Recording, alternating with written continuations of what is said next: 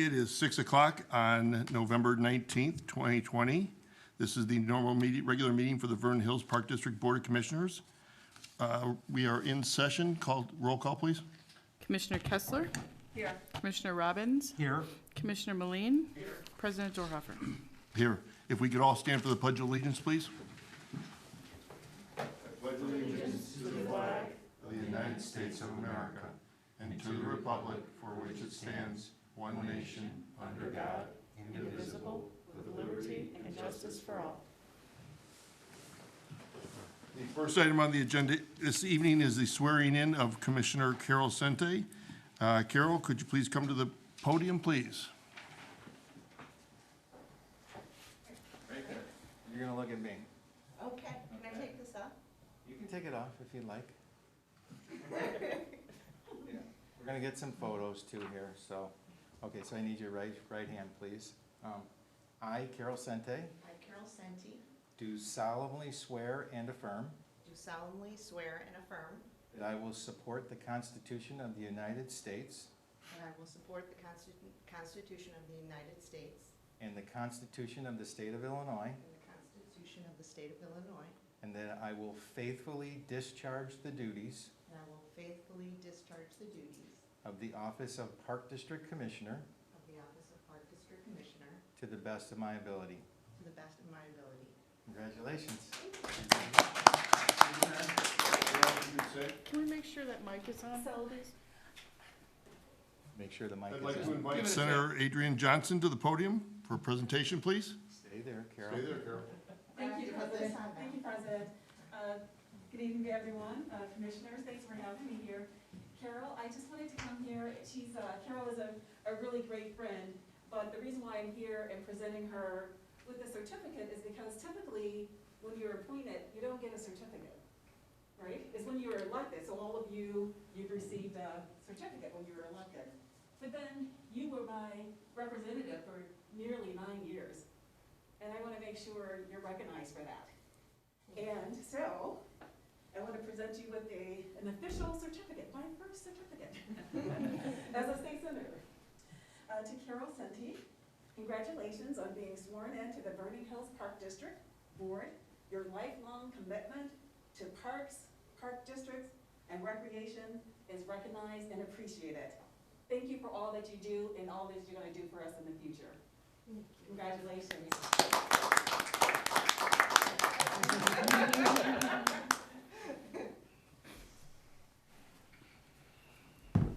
Thank you, Senator. You're welcome, thank you. So I guess we'll cut the hat out since. Thank you. Take care. Thanks again. All Thanks for right. coming. Take All care. right, I'll See see you you next Tuesday. week. Bye-bye. Next item on the agenda is the appointment of Park Board Vice President, Executive Director Fougeroux. Actually, Okay. Secretary Fougeroux. Yes, secretary in this case. I'd like to now take nominations for the election of Park District Board Vice President. Are there any nominations to be heard from the dais? I'd like to nominate Commissioner Cindy Kessler. Are there any other nominations from the floor? Hearing none, I will entertain a motion from the board to close the nomination for Park District. Prior to doing that, I need a second. Second. Second by President Dorhofer. Can you take a roll, please, Amy? Commissioner Robbins? Yes. Commissioner Moline? Yeah. Commissioner Sente? Yes. Commissioner Kessler? Yes. President Dorhofer? Yes. Congratulations.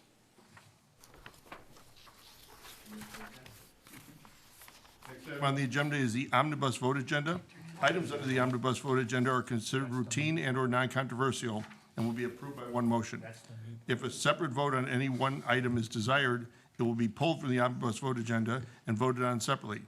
Items included in the omnibus vote agenda for this evening are the minutes of the regular meeting dated October 22nd, 2020, payables and payroll through November 19, 2020, in the amount of $784,345.72. Could I have a motion to approve the omnibus vote agenda?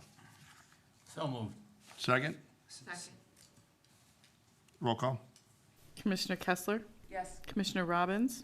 Yes. Commissioner Moline? Yes. Commissioner Sente? Yes. President Dorhofer? Yes. Next item on the agenda is the financial reports for the period ending October 31st, 2020. Jeff, are there any changes to the financial reports as they currently are on file? There are none. Thank you very much. Next item on the agenda is the welcome to visitor and guest public comment period. Greg Petrie, I'd like to invite you to the podium. Greg is the retired executive director of Waukegan Park District, and the podium is yours. Oh, thank you. I'm here on behalf of the American Academy for Park and Recreation Administration and Musco Lighting, who is the sponsor of the Gold Medal program.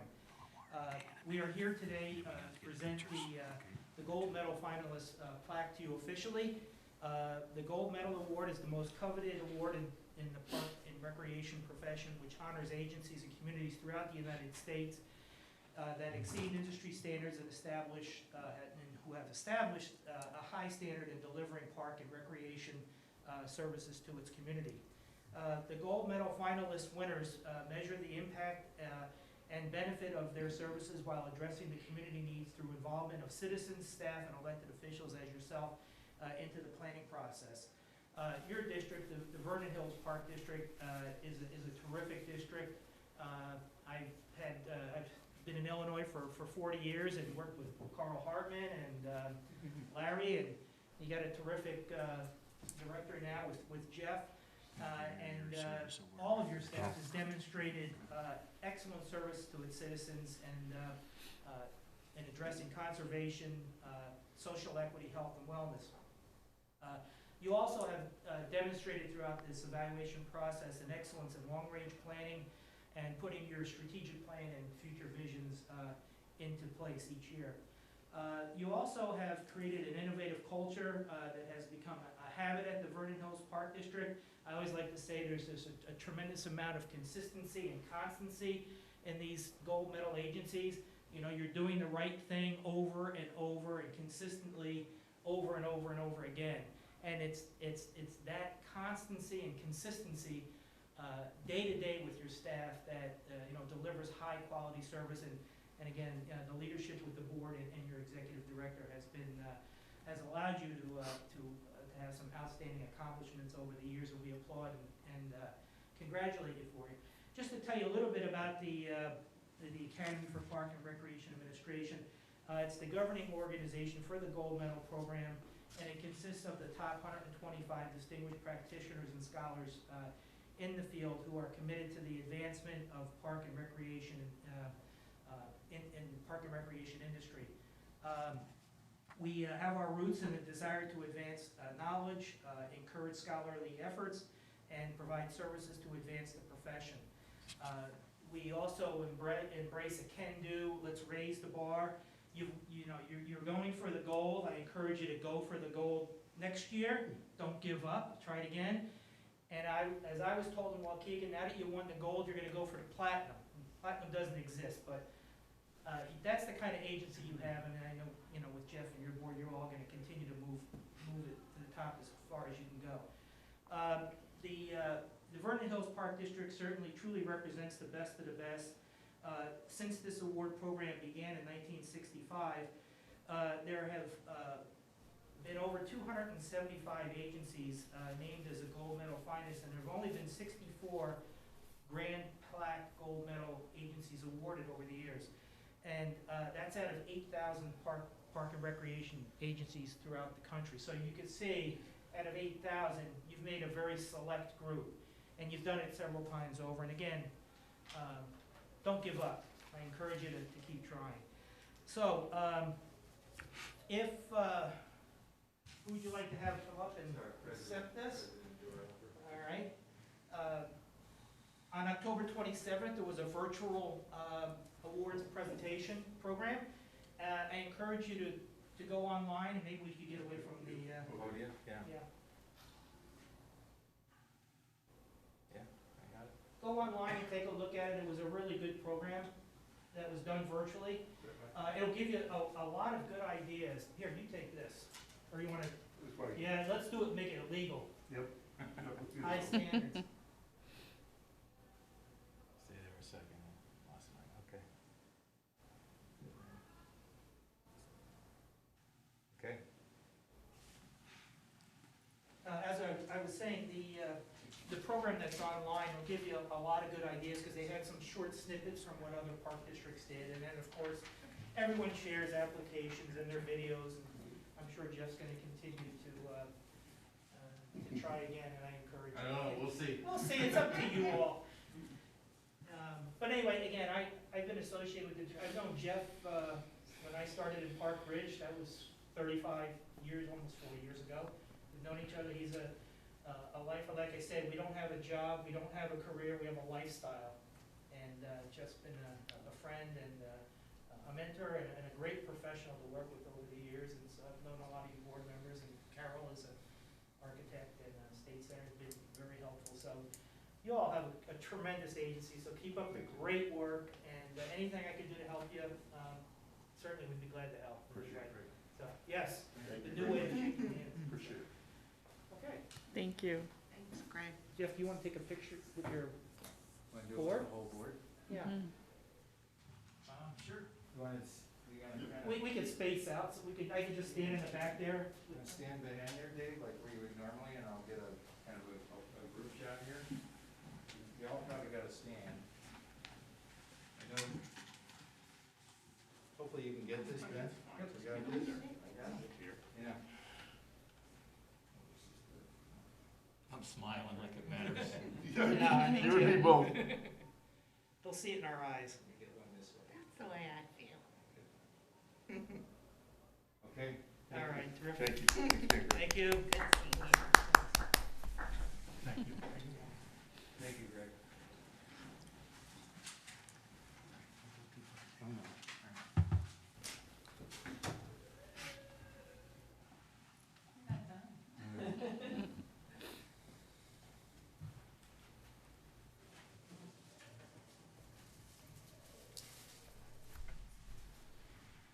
So, next, I'd like to present a certificate of appreciation from the Illinois Association of Park Districts.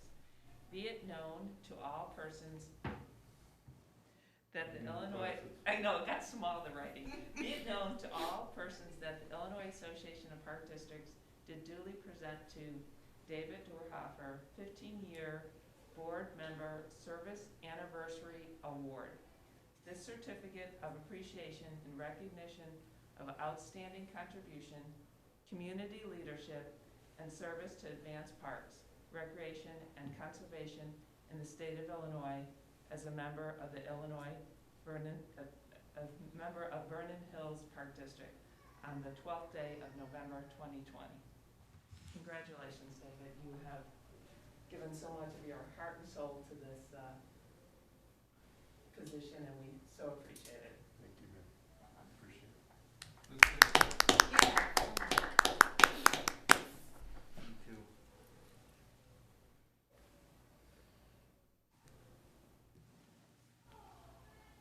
Okay. Thank you. Thank you.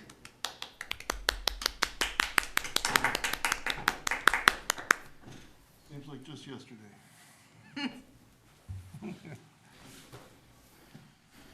Yesterday's. All right, next item on the agenda is unfinished business, being as we have none. We'll move to reports and communication. Executive Director Jeff Fugere. Jeff? Okay. I got a few things here tonight. You got shortly we're gonna have our, Dan from, Spear Financial on the phone to give you an update on our bond issue. And we're gonna need the board to adopt that this evening. Just some, information on some grants that were, submitted to the county for, our Little Earners Child Care. That was actually that was through the state of Illinois, where we received $45,000 on that to support funding for our child care program, and that'll continue through December as well. So that was great news. We're also waiting on a affirmation with the county on our CARES Act PPE. Basically all of our COVID-related expenditures for the district. Spoke with our county board rep yesterday, who confirmed that we will be receiving a little over $87,000. We submitted a request for about $100K, so they go through it and they basically say this is not what they call maybe a valid expenditure.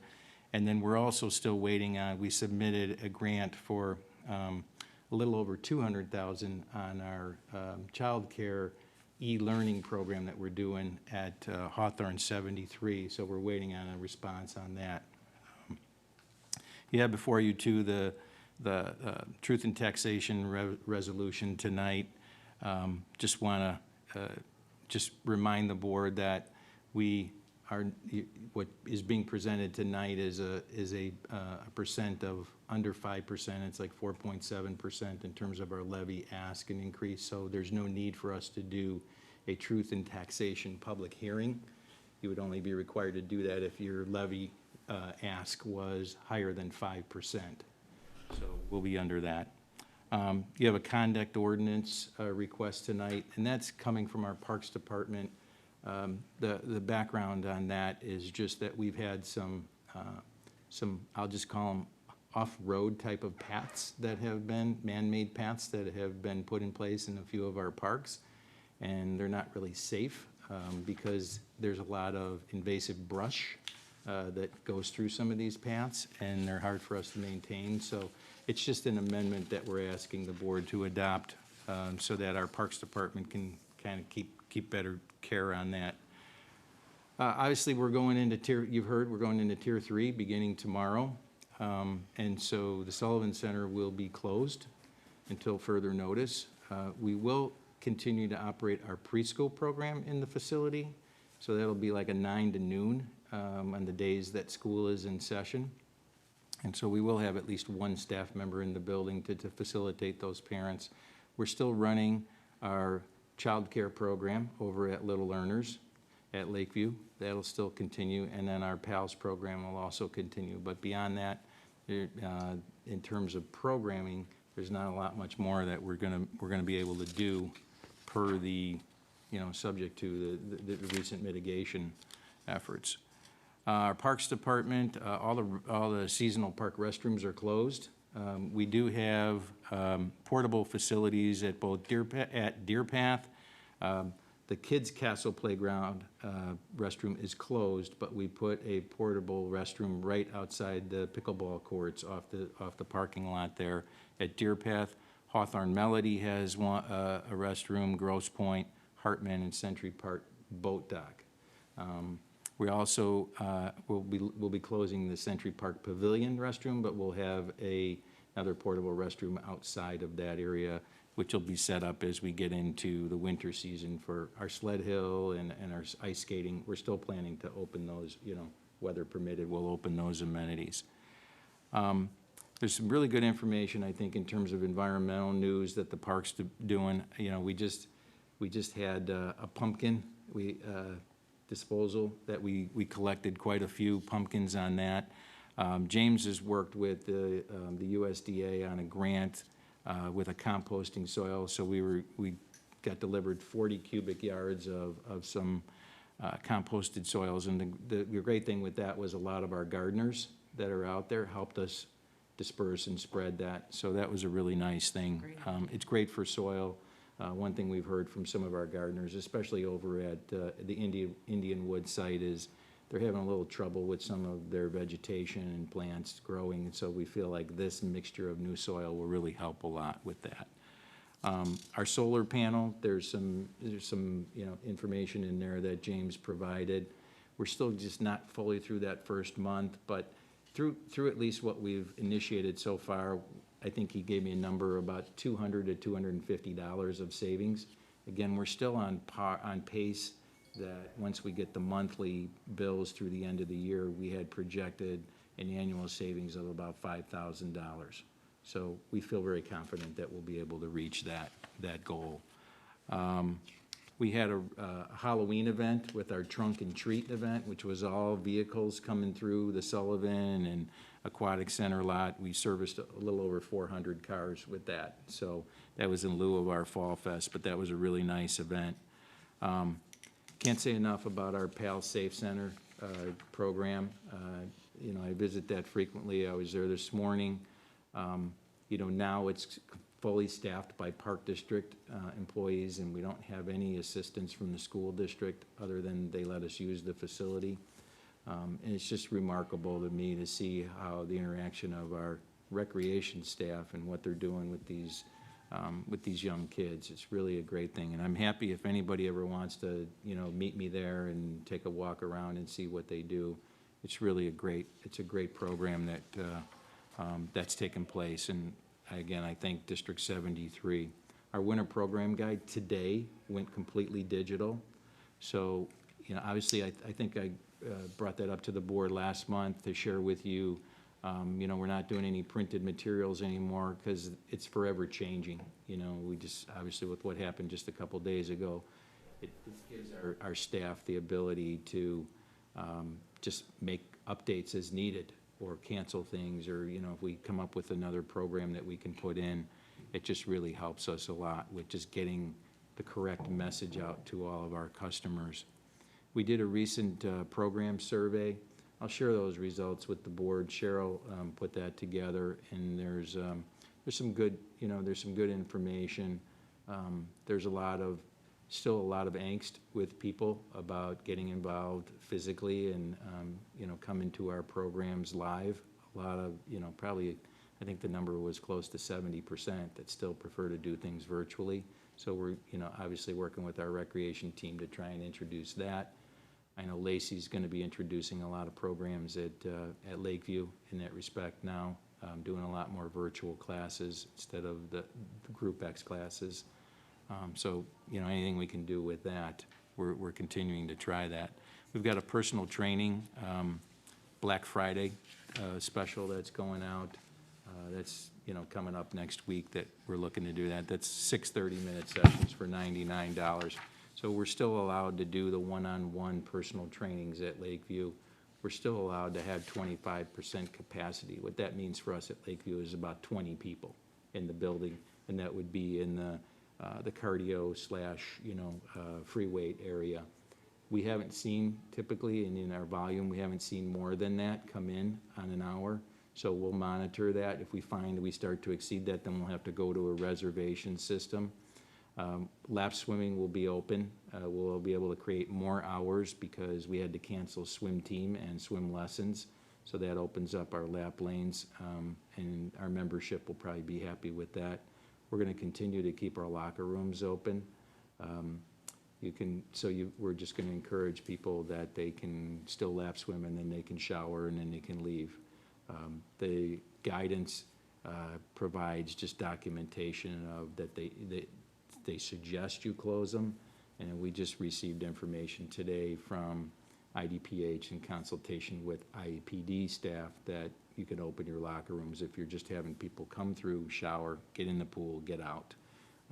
So with only 4 lap swimmers in an hour with 4 lanes, because you can only put 1 person in a lane at a time, we don't feel the volume in our locker rooms is really going to be that substantial. Most of the people that are coming in and using our free weights or using our cardio equipment come in their gear and they leave in their gear. We have very few people that are actually showering and using, the locker facilities. So there's your best guess. Your guess is as good as mine when this, tier is going to go back and we can kind of open things up. But I think with the holidays coming up, we're kind of as a staff, we're kind of expecting that it's going to go through the new year, and it'll probably be sometime in January before we can see this next phase kind of take a step back, so we can get our building back open. A lot of staff shuffling we're doing right now. There's going to be an enormous amount of people once again getting furloughed and for a period of time, and so we're just doing what we can to to keep that in place. On just another note, COVID has hit our staff, and it's and so we've had to address, and we've had to transition, and we've had to have other people step in. So we're working through all that, and I'm sure all of you are probably seeing this maybe hit you a little more personally, because I think of the volume and the spike. It's real. So that's all I have right now for my report. I'd be happy to answer any questions. Any questions for Jeff? Commissioner Robbins? Jeff, I have some questions on Marla's report and James' report, if I could give to you. Thank you. Yeah. First one is that as of October, for Marla, this is on Marla's report, as of October 31st, we're still holding $1,122,000 in the kindergarten building operating account. And I'm wondering, with the facility being finished, why we're still holding that substantial amount. Yeah, so you'll see that'll decline really quickly here because they had one major payout to an architectural firm that we understood was like $800,000 or $900,000. Okay. And so that's what was in there. So that'll deplete real quickly when they get that payable released. But that number is gonna go down, and we're positioning at this point, we still, as the owner of that site and that property, are gonna have to maintain the fund, but you're gonna see it drop considerably to just more smaller operating dollars that they're gonna have to adhere to. Okay. Now that the year-end audit is complete, I'm sure the accountants have come up with some adjusting journal entries. I would just want to make sure that Marla has posted all those adjustments and that they're in the current financial statements. Okay, I'll follow up on that. Okay. Regarding James' report on the solar panels, I would like to see like a quarterly report showing what our expenditures are while the solar panels are in place now compared to the periods when they were not in place, Okay. to see how much the actual dollar savings are. So when you're looking, because the expenditures for us, at least from the panels, is zero. No, But no, if you're I'm looking talking more about on our utility costs. On our utility costs, that's Yeah. why I want to be clear, yeah. Yeah. Okay, It doesn't have to be done every month, but maybe, every 3 months, if we could get a report, I'd appreciate it. sure. That's all I had. Any other questions for Jeff? I have two questions. Commissioner Kessler? Regarding Lakeview Fitness Center, now that we're in tier 3 and there's no group exercise, correct? Indoor. There's no group exercise classes period, right? Whether it's There's only indoor. We're still running outdoor classes. in a tent that's In a heated? tent that's heated, and a maximum of 10 people. And so the plan there for Lacey is that, I'll just say, like a body pump, which has 20-some people regularly. We can only reserve 10, and that's why she's doing the virtual. So one of the things we're looking at is potentially loaning equipment to those people. We had to check with our risk management, and they're fine with that.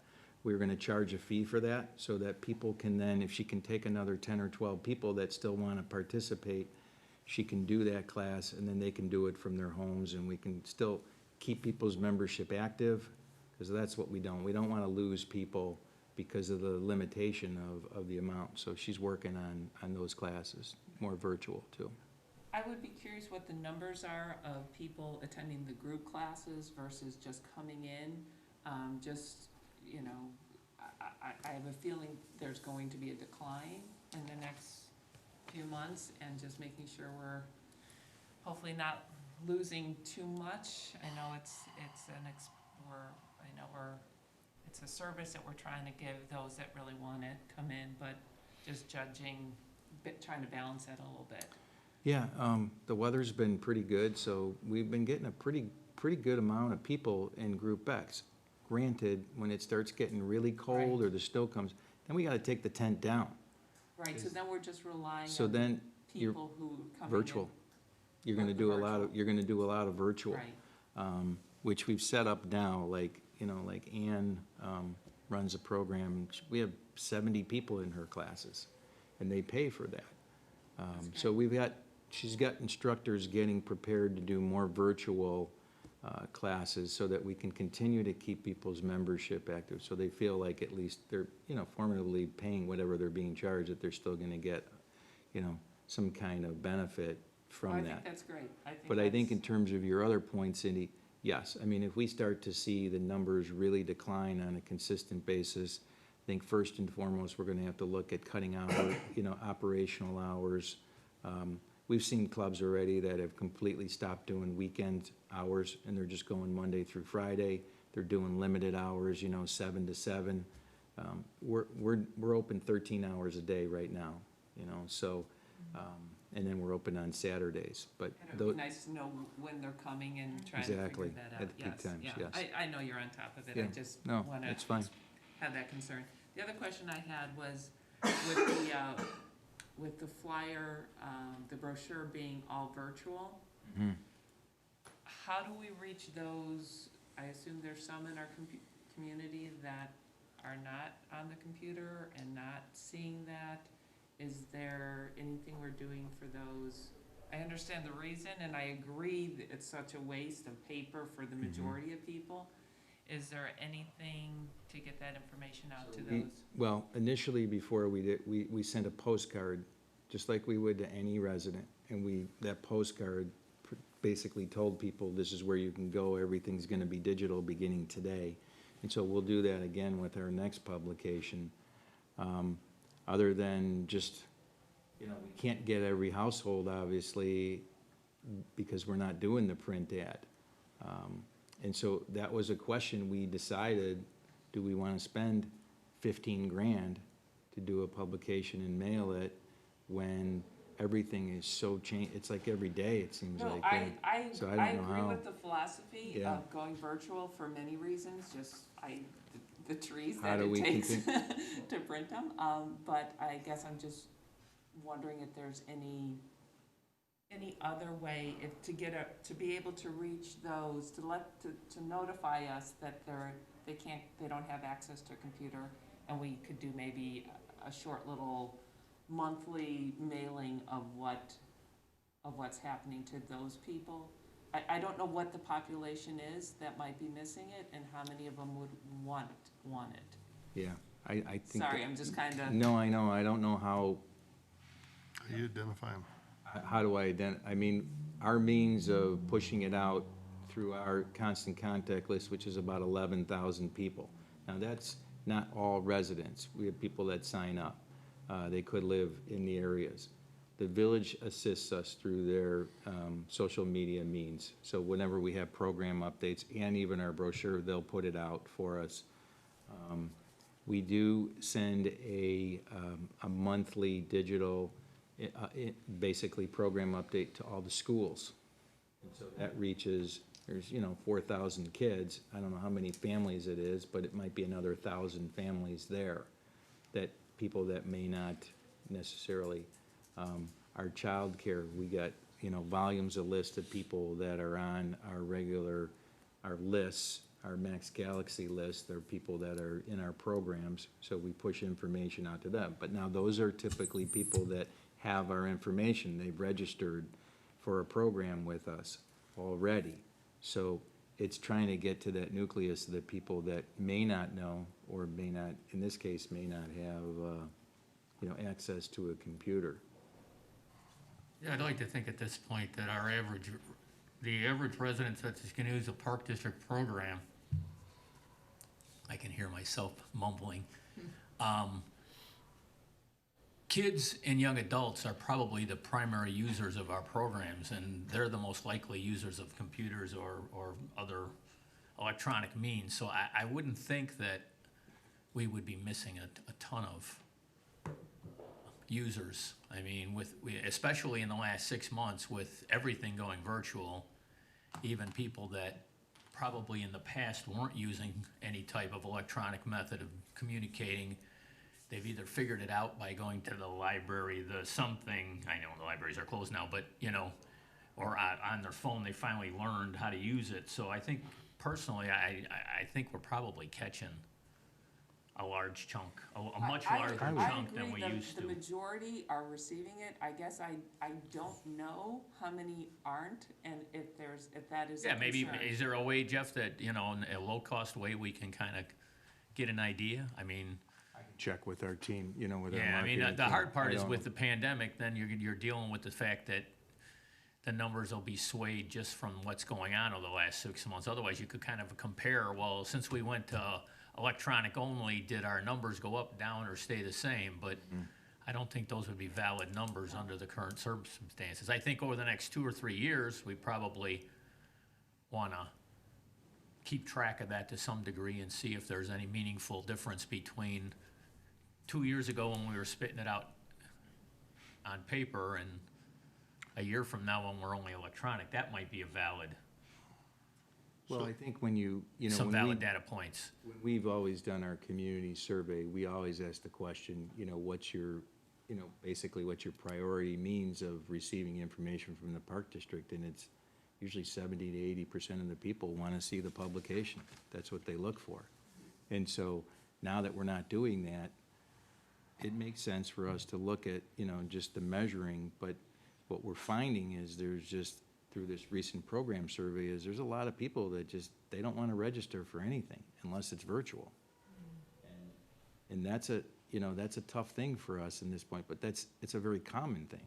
Like, nobody wants to go to a class and be exposed. And it's a real thing, and until we, hopefully, this vaccine will get people's mindset and we can generate, but we're easily gonna be another year before we get any kind of turnaround on that and get people feeling comfortable to use our, to get back into our buildings and stuff. But I'll talk with our staff and see if there's things that they feel like, there's always great, it's always usually, pretty great data that we can get from other agencies as well, and, that may be facing the same thing. Who we missing? Why are we missing them? How Yeah, can I we guess get that makes them? sense. Find another one similar in size and demographic that has gone virtual earlier. Yeah. And what did they, what are their numbers? That makes the most sense, yeah. So I just want to clarify, we've gone virtual for this book because there are going to be so many with COVID and all the subtleties and nuances that go with it. A lot of changes going back and forth. Is this a permanent change? Or are we planning on going to paper, once this goes past, go back to paper? I think that's a question we'll have to get into, Dave. But for now, for the winter publication, and then our next publication, which is like a summer, spring, we're planning to do digital, at least through this year. I think it'll probably bleed into a good part of next year, and I think then we'll have to assess whether we want to go back to print and push it out. Yeah, and I'd like to, I'd really like to investigate staying virtual unless we find it's Right. just not in our best interest, obviously. But I mean, We spend about $60,000 a year on our publication, on the mailing, on the printing. We spend zero on digital. So, that's one of the cost savings right now. And I think, as I said, things constantly change. And so for us to print something and tell you that this program is gonna run from this time and this time, and then you go to register and you find out, oh, it's closed or it's canceled, it's easily to do that on our program, on our website. and I really think our demographic, and I'm a non-scientific opinion right now, but just based on my own neighborhood, our demographic is getting younger. It's getting, as a village, I think that it'd be a good idea if we could save that money, because I don't think it would necessarily pay back. $60,000 is a lot of programming that we would have to sell and make a profit on, not just sell, but make a profit on before it would make sense to go back to printing it again. I don't think you can really, I think to measure that, you're gonna have to be in a position where things are kind of back to normal. No, that's what I meant. I'm not And then we suggesting can- it, yeah. And then we can try a digital and see what kind of registration we would typically get versus, just stay in digital. Because people, as I said in those surveys, they like that hard book. They do. Yeah, they like it. Well, and the key is, if they can look at the book and then they still register virtually, but something that jogs their interest. Well, I think people have gotten used to that, holding it, circling it, thinking about it, all of that. So, as we move to virtual, if that is the direction, which I agree is a good way to go, we may need to add things to our website to really bring it all together than just a flyer, maybe something a little more interactive, a calendar, some other tools to make the process of looking, maybe filters of things I'm interested, ages, those kinds of pages on the site to help people find the activities, because it is a very long, we have so many things and people go through it, and maybe it's hard on the online to do it, so if, like I said, if we can come up with ways to help people find the activities that maybe they didn't know about, through enhancing our website.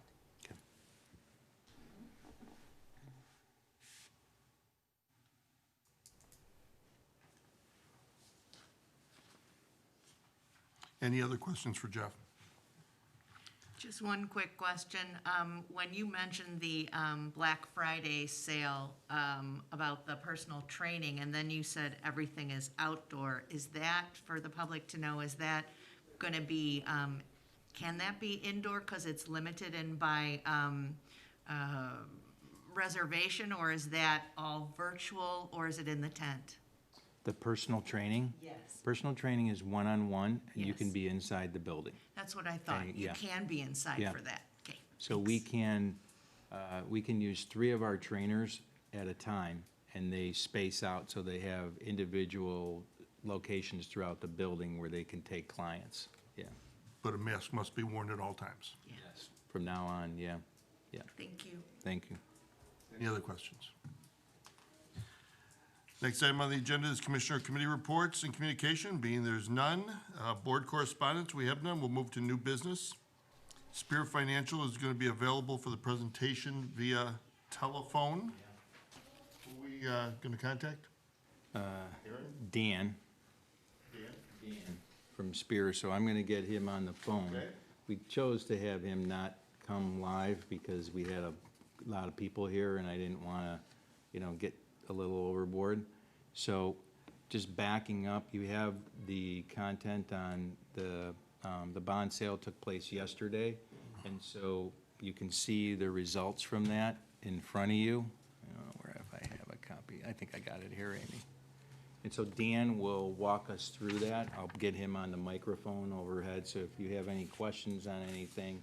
This is standard for us. We do this annual rollover that we're allowed to do by statute. It covers a good portion of some of our annual capital projects that we do. You can see the rate there. You can also see the amount that was revised today, the $1,940,529 and change. But I'll get Dan on the phone and have him walk you through any updates, and then if the board has any questions. We're like Is that okay, Dave? $50 million at this rate? Okay, Dave, if I call him? Michael? I'm kidding. I said, can we borrow like $50 million at this rate? Jeez, under 1%? Well under.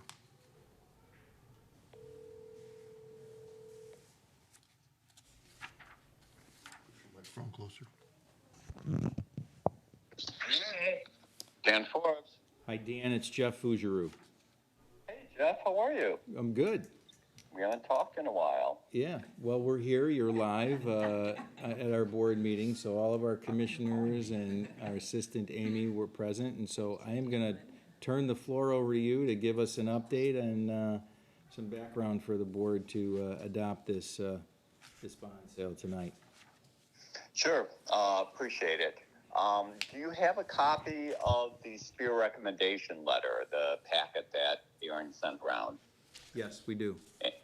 Appreciate it. I'll just run through a few pages there, acknowledging that all of the work was actually done by Aaron on the deal, of course, with Marla's help. So, but the news is very good this year. It was good last year. The winner was a 1.81%, so it's a whole percent lower at a 0.794%.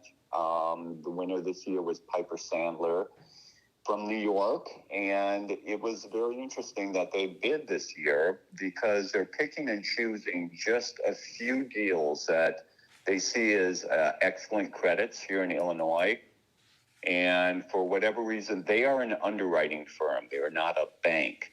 And typically, underwriters do not like to bid really short term. They can't make a lot of money on the deal. But Piper Sandler bid the deal. They came in with the best interest rate, and they did a wonderful job. So there are 5 bidders. The bids were all very close. Definitely, Vernon Hills Bank, Park Ridge, who I think won last year, All the banks came in with wonderful rates this year, and Piper just sort of edged them out. On page 3, it shows the debt service schedule. And at the bottom of the page is the computation of the limited bond debt service relative to your debt service extension base. And Aaron includes this at the bottom. The only point I want to make there is every year we do one year rollovers, which is the cheapest way, most cost-effective way to do these rollover bonds. And we filled it to the debt service extension base, which legally is the maximum amount which you can issue and levy for a particular year, nothing beyond the DSCB. That was sized by Aaron right up within $2.37 of the base.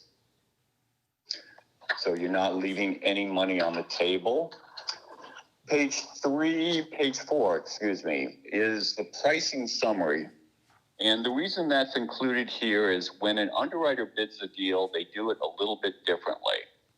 So the bonds themselves, the $1,092,290, will carry a coupon interest rate of 1%. The investor, you'll look under yield, the investor is not getting that 1%. They're getting a 0.3%. And the yield is, they're getting the 1% in coupon, but the yield is so much lower because they are paying a premium on the particular bond. So they're paying more than par. In a typical bank bid, I think for the last several years or even longer, you have par bids because banks don't necessarily bid with premiums or discounts. This year with the underwriter, you had a premium. And so don't be confused by the idea that the coupon rate is 1%. The actual yield to the investor is 0.3%. Piper takes their fee for acting as underwriter. And as it turns out, the actual net interest rate on the deal is 0.794%.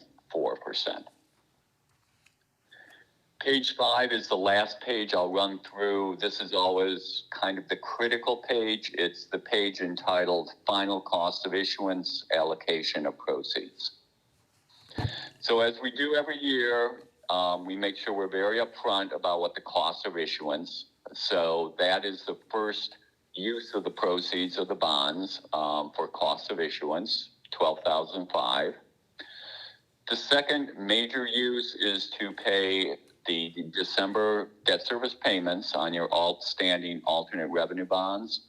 That's the series 13A, 16A.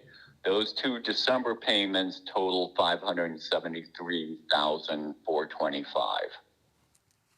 And then the last use, sort of what's left over from maximizing your debt service extension base, leaves about $508,604 for capital uses. The statute requires that be used for capital purposes, not operating. So you're well aware. I think that's been the plan for a number of years. The one mention at the bottom, and again, this has been the case for the last couple of years, maybe even 3 years, there was a tax law change. So the June payments on your alternate revenue bonds can no longer be paid out of your limited bonds on a tax-exempt basis. So the district itself will be paying those total payments of about $101,000. So there's a capital proceeds being produced of $508,000, and you will have to pay from a district source the $101,000. The other pages are just a bid form, the term sheet. I commend, well, Aaron, first of all, as usual, says to definitely make sure I commend Marla for all her good work and help on this. And I think Aaron, who has developed a good relationship with some of the underwriters to try to entice them to bid the better credits, was successful here. I think Piper's only billed 1 or 2 of these rollover bonds here in Illinois. And it also shows that underwriters are very, very hungry for short-term bonds. I don't know if they'll be around next year if the market has changed significantly, but you have a wonderful market. It's 0.79%. Interest rates are at great level. Aaron has maximized the amount. You received a good number of bids. So I highly recommend that the board go ahead and adopt the bond ordinance tonight and approve the sale. And I'm here to answer any questions. Any questions? Commissioner Robbins? One question, on page 8 of your information, what is this interest rate of 1.81%?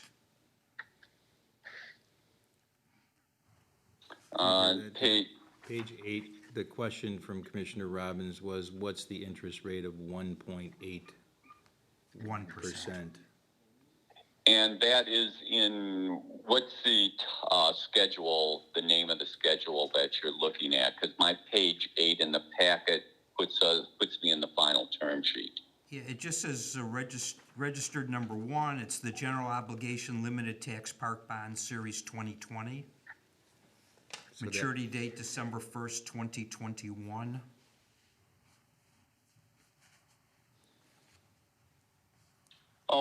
Maturity 2021. I'm seeing, is this under the final term sheet? I'm not sure what the correct terminology is. I'm just reading it from page 8. What's the title on the document, Bruce? It's form of bond, front side. The form of bond.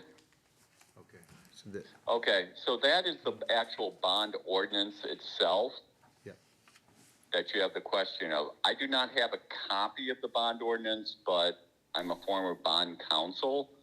So I'm happy to try if you can read me the sentence as to what the bond ordinance itself is stating. No, the only reason, because it says for the Vernon Hills Park District, and, this is coming in a little over 1% higher than the 0.794% that the interest is on this sheet that I was submitted this evening. Yeah. I just want to make sure that we're not paying 1.81%, that we're paying 0.794%. It is the percent you're looking at 1.81%. Is that the amount? Yes. Yeah, there's a. So I can tell you now what I think that is, because the 1.81% is what you paid last year. And the bond ordinance just kept that number from when they copied it over and tried to make it a 2020 document. It is a number that slipped through.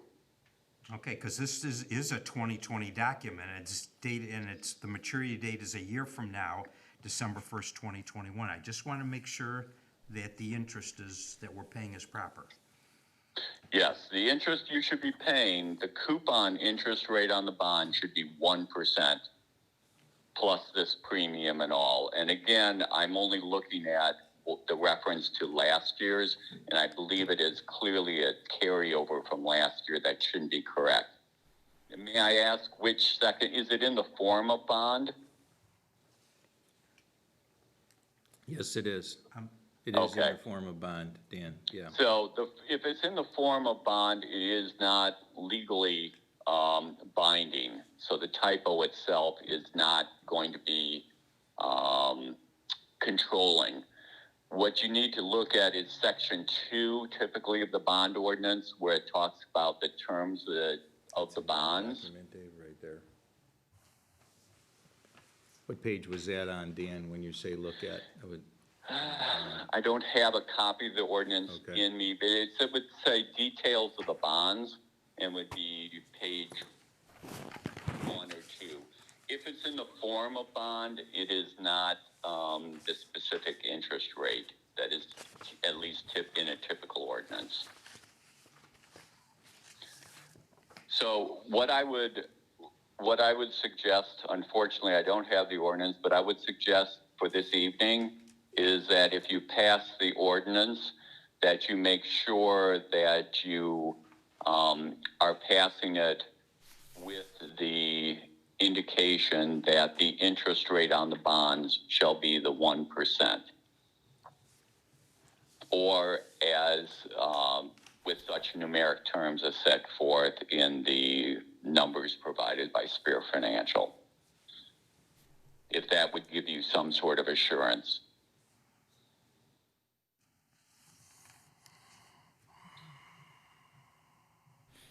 I'll leave it up to your attorney. I don't have the ordinance in front of me, but the rest of the ordinance should have put in the correct numbers as Aaron has given them. Oh, that he signed? Yeah. There's an ordinance, Dave, inside there, in that packet you just signed. That whole document in there. You'll see a bond ordinance in there. We're about halfway through.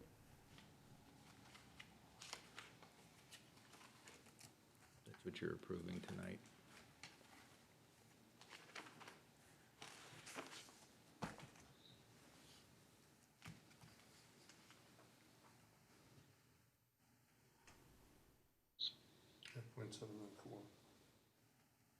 Final term sheet. Yeah, so Dan, in terms of the direction for the board to adopt, you're using this 1%, but the net interest rate is the 0.794. Correct. And last year's net interest rate was a 1.81%. Okay. So, If it gives you some assurance to the final term sheet that you'll see a copy attached to our packet, on page 1 of that, it shows the 2021 December maturity, the correct principal amount of $1,092,000, and then the interest rate and yield, 1% and 0.3% respectively. okay, Good. that's on that document there, Dave. That's the final term sheet. The other document where your pen is, that's the Spear document Great. that Dan's referring to. And I apologize, I wish I had the ordinance, but I wasn't on bond council's distribution. Yeah, well, we got the ordinance just this afternoon, late this afternoon.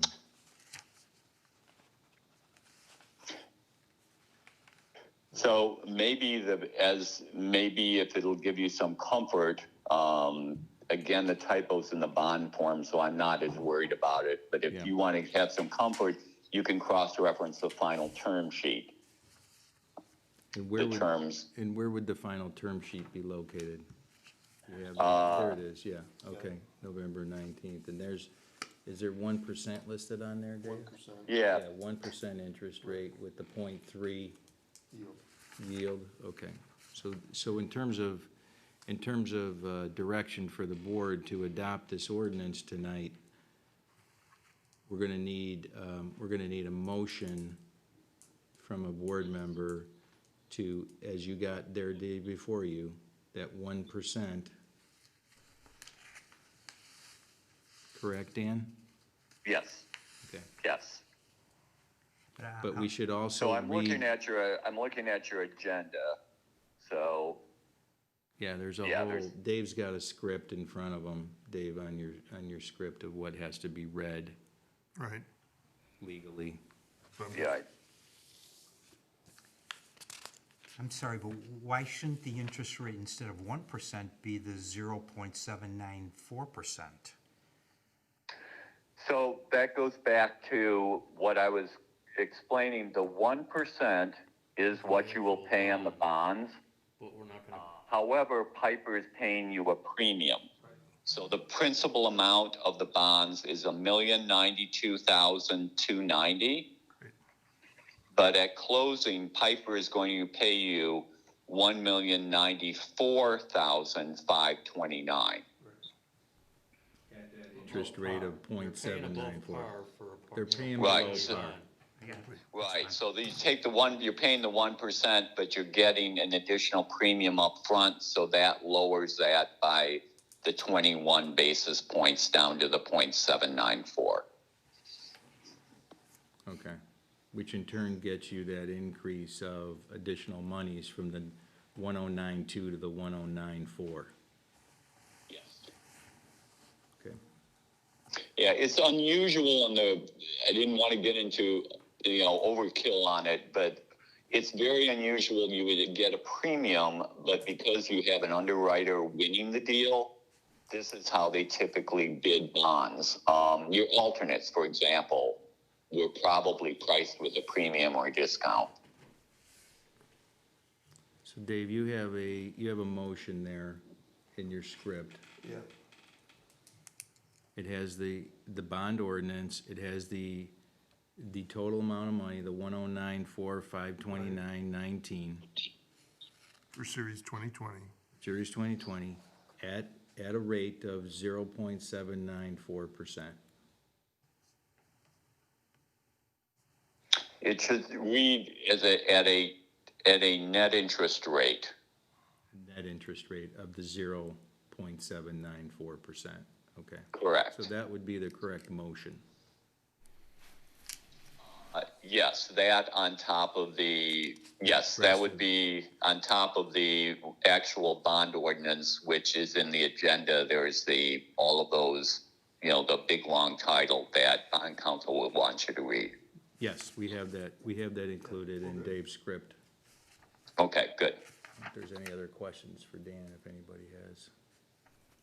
Yeah, I actually have a favor, if I could. I don't know if you're at that point of your agenda, but if I could listen in on the vote, because I just need to let the underwriter know the actual award time, that you in fact have passed it.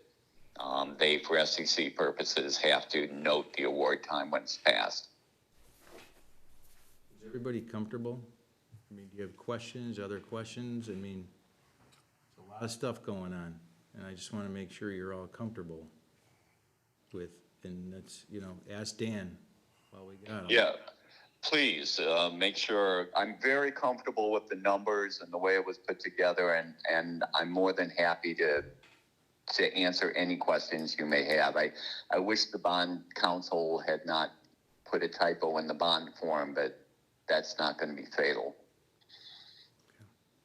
And Dan, we're better off at saying at a net interest rate of 0.794% versus referring to the final term sheet?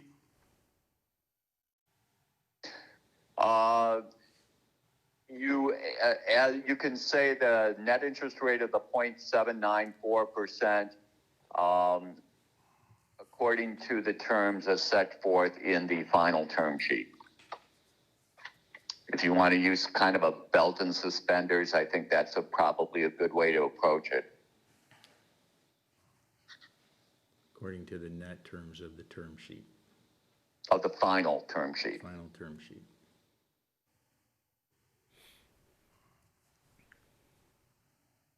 That way there won't be any questions.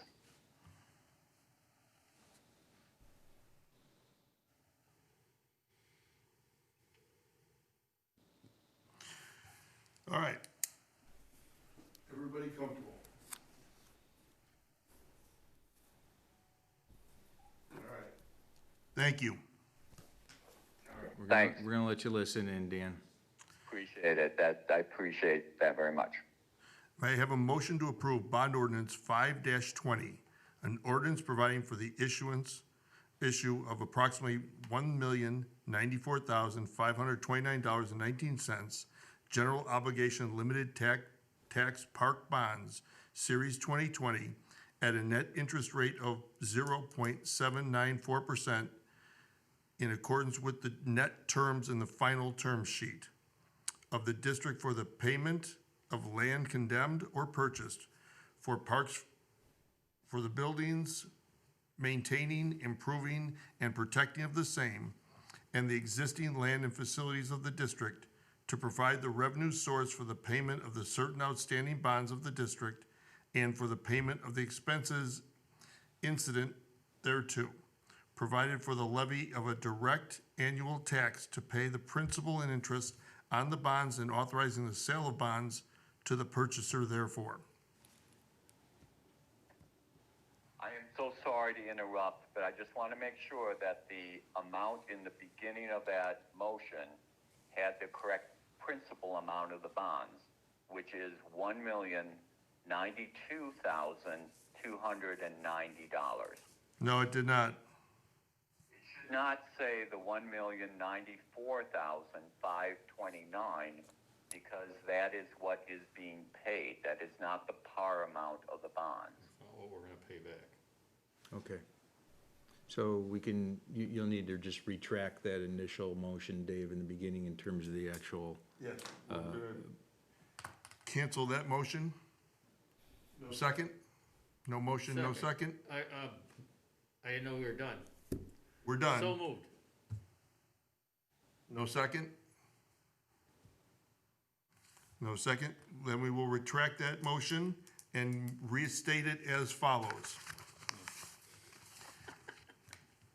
May I have a motion to approve Board Ordinance 5-20, an ordinance providing for the issuance of approximately $1,092,290 general obligation limited tax bonds, Series 2020,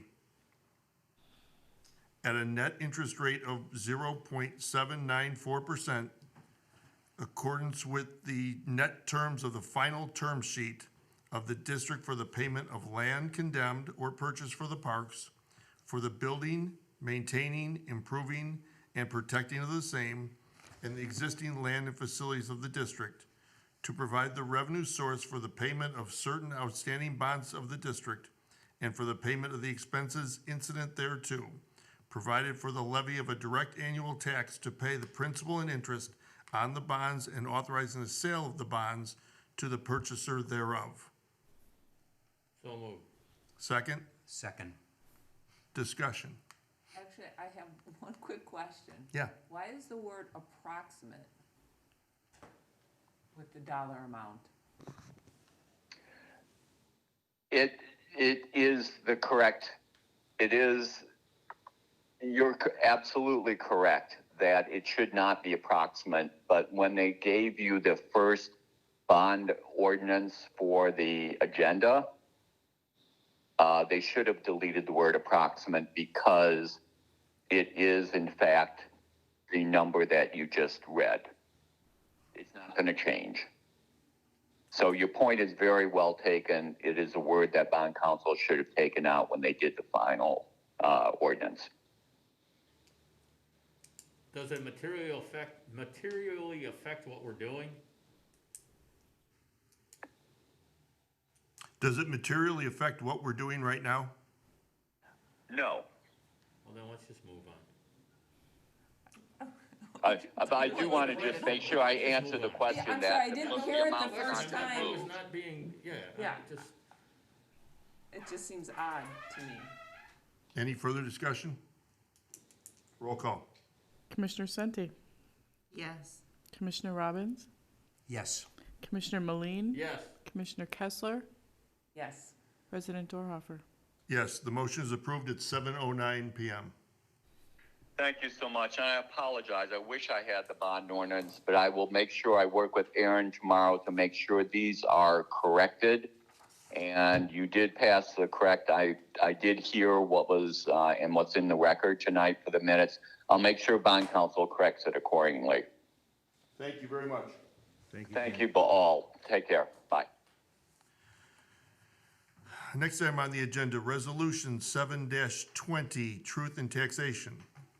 Each year, the Park Board is required to meet formally and estimate the amount of money that we will need to levy to cover the operating expenses for the next fiscal year.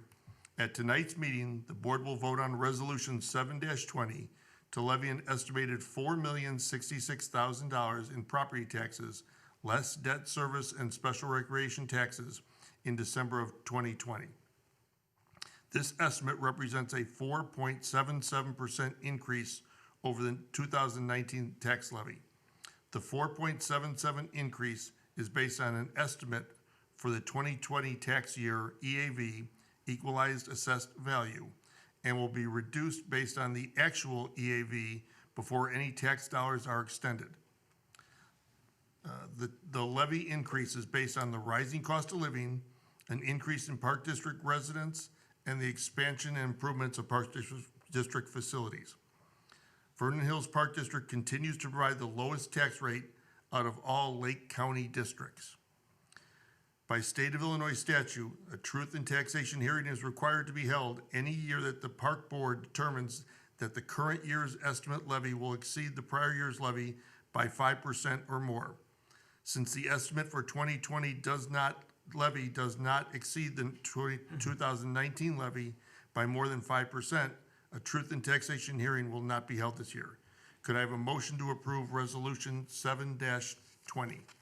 So moved. Second? Second. Discussion? Roll call. Commissioner Meline, Yes. Commissioner Robbins, Yes. Commissioner Kessler, Yes. Commissioner Senti, Yes. President Dorhoeffer. Yes. Next item on the agenda is Resolution 8-20, SRA CLC accessibility. Could I have a motion to approve Resolution 8-20? So moved. Second? Second. Discussion? Roll call. Commissioner Meline, Yes. Commissioner Senti, Yes. Commissioner Kessler, Yes. Commissioner Robbins, Yes. President Dorhoeffer. Yes. Next item on the agenda is conduct ordinance recommendation. Could I have, get a motion to approve revisions to the district conduct ordinance under sections 2.25 protection of property and 2.29 restrictions applicable to specific recreation activities as recommended by staff? So moved. Second. Second. Discussion? I have a question. Yes. Commissioner Robbins. How are we going to be communicating this to our park visitors not to do this? Signage, Pardon? signage, Okay.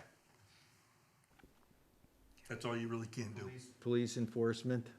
We notify police. Enforce our ordinances. This is predominantly happening in two areas. It's predominantly in Deer Path Park and Century Park. Okay. Further discussion? I- Commissioner Sente?